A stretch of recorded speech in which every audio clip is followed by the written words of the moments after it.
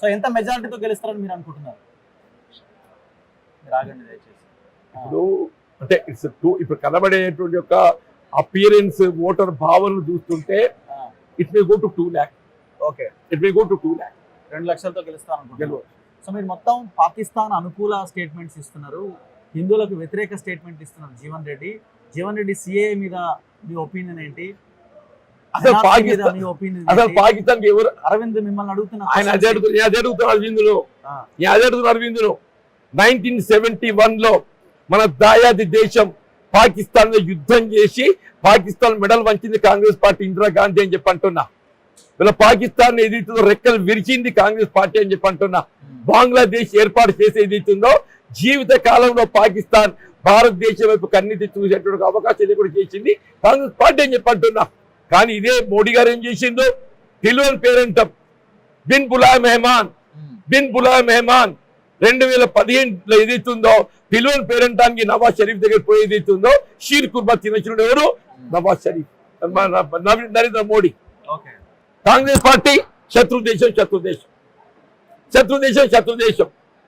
ఇక్కడ ఏదైతుందో ముస్లింల మనోభావాలు రెచ్చగొట్టే విధంగా ఇక్కడ ప్రసంగాలు, ఎందుకు హిందూ మనోభావాలను ఆకట్టుకోవాలని చెప్పారు.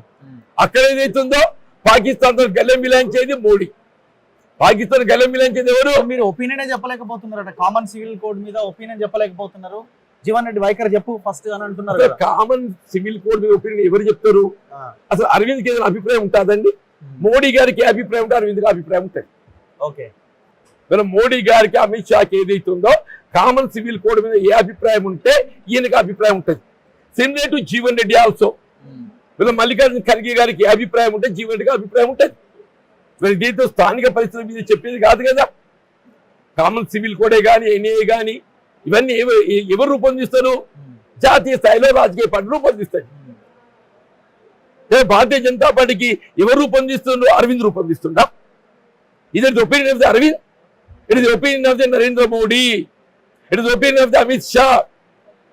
What is opinion we will have? It will be opinion of the Rahul Gandhi, Mallikarjuna Kharge. ఈ అంశాలు ఏమైనా మీకు నెగటివ్ గా మారే అవకాశం ఉందా? లేదా? ఓట్ పోలరైజ్ అయితే మీకేమైనా ఇబ్బంది వచ్చే అవకాశం ఉందా? అసలు ఓటు పోలరైజ్ ఎందుకు వస్తుందన్నా? హిందూ అనేవాడు నేను హిందూనా? నేను హిందూ. మన నిజామాబాద్ శోభాయాత్ర జరిగింది, అందరం పాల్గొన్నాం. వీళ్ళ ఒక్కసారి రఘు గారు మీరు జగిత్యాల విజిట్ చేయండి. జగిత్యాల కోదండ రామాలయం అని చెప్పి ఒక పెద్ద పవిత్రమైన దేవాలయం ఉందన్న. వీళ్ళ 2020 ఆడ కొంత అది దురాక్రమణకు గురైంది. కొన్ని లీగల్ డాక్యుమెంట్స్ ఏదైతుందో కబ్జాదారులు క్రియేట్ చేసుకున్నారు.